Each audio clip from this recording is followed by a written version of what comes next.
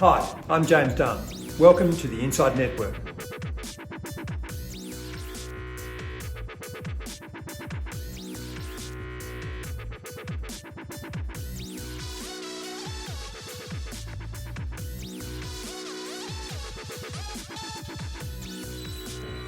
Today I'm going in depth with Harin De Silva, Portfolio Manager at the Systematic Edge team at Allspring Global Investments. Welcome, Harin.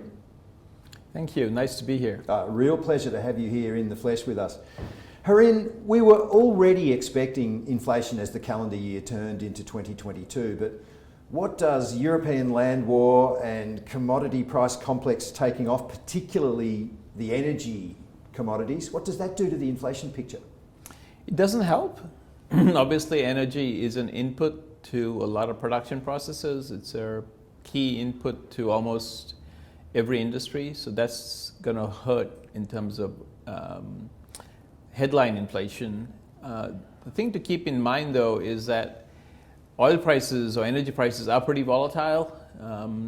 So the question is that going to persist going forward? So if it's a one-time increase, that's not going to result in continuous levels of inflation, which is really what, as an investor, you should be worried about. Not the current level, but the future level.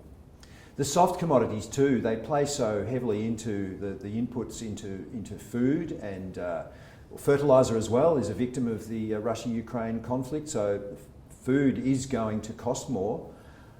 Does that get overlooked when people concentrate more on the energy commodities? Does the effect of the soft commodities on the inflation picture get overlooked a bit? I don't think so. So the headline number actually it's because it looks at the price of a basket. And so it actually takes into account food and commodities and everything else. And that's really one of the challenges with measuring inflation nowadays, is that the basket we consume is very different from the basket our parents consumed. Yes, sometimes you talk to the people who focus on retirement and they say that people actually in retirement have an individual CPI basket. So are baskets really fit for purpose these days? Yeah, I think that's a challenge. I think if you look at some of the research that's being done in the US at the NBER, it's this whole focus on exactly how do you measure inflation, and then the fact, the point you raised just now, which is as you get older, your consumption basket is changing. You're consuming less housing, certainly less food, potentially less wine. So the relevant measure is much different. The Fed appears to be in a bit of a bind, Harin, in that if it moves too slowly and inflation could become entrenched, or if it moves too fast, it risks whacking growth. What would be your advice to the Fed if they rang you and said, Harin, tell us what to do? I would err on the side of not worrying about inflation. If you look at kind of a case study of what's happened in the Japanese market, the tendency to raise rates, to try and tighten monetary policy to prevent inflation actually hurt growth. Growth is really hard to jumpstart once it slows down, because it's really a lot about sentiment, it's a lot about future investment. So my recommendation, or if I was in that position, I would really focus a lot more on keeping the growth going, because the inflation eventually sorts itself out. Harin, ESG is now so entrenched in investment. Would you say the ESG rating is now almost the most important metric for a stock, in that it picks up a lot of the unknown risks?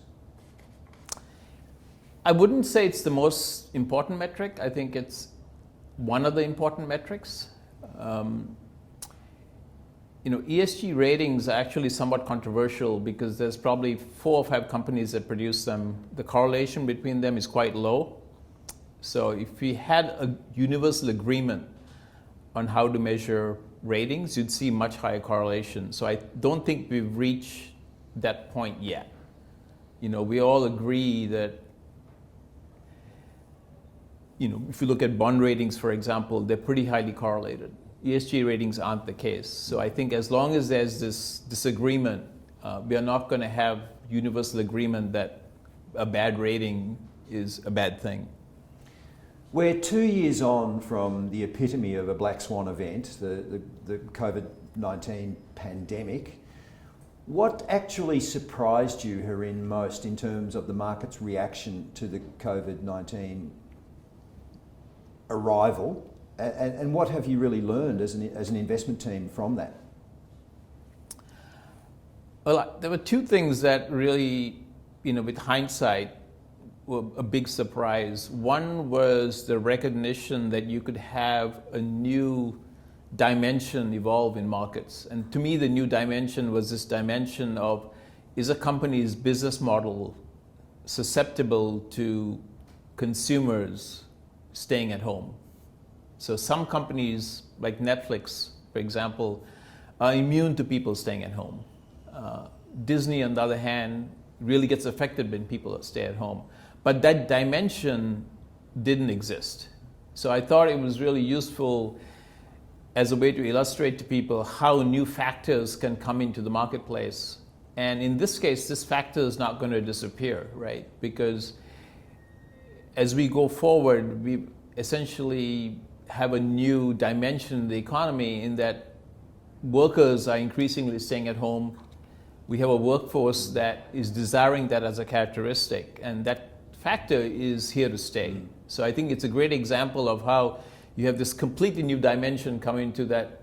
It doesn't matter how much you sat down and envisioned it, you would never have imagined that particular factor coming into play. And it's here to stay. And if you look at valuations, you see that reflected in valuations and risks as well. What areas of the markets are really exciting you and your team at the moment? And conversely, which have you the most concerned? Well, I would say nothing is really exciting right now, partly because it's really hard to quantify the level of uncertainty in the market as a result of what's going on with the war in Europe. So I would say it's challenging, and there isn't something that's a screaming opportunity right now. If you look at asset classes, smaller capitalization companies never fully recovered from the pandemic-related era, so there's a lot of opportunity there. The EM markets are relatively inexpensive compared with developed markets. And from a risk standpoint, I think the biggest thing you have to worry about is how expensive some of the developed markets are. And that, I think, is probably the overarching concern for investors, because the majority of markets are at peak valuation at a point where we are at potentially the end of an expansion, and we have a lot of geopolitical risk that is very hard to quantify right now. Is that geopolitical risk now in 2022 for the remainder of the year the biggest factor on the table that has to be assessed in every decision? I think it is. I think it's not only for this year, but probably for the next decade, right? If you think about the end of the Cold War and all the spending that used to be spent on defense that went elsewhere, and all the savings that came from that, that peace dividend, as we called it back then, is now being retracted and has to be spent on defense. And I don't think we've fully processed exactly what that's going to mean to all the different countries in Europe, to the US, and EM markets less so, they're less affected by it. But certainly in terms of the way you build your supply chain, the way you run your businesses, and so on. So it's a really big change that I don't think everyone's really processed yet. What about inflation and how it's returned after decades of really not being a factor? What do you think that's like for the younger people in your team that might never have seen it except in the textbooks?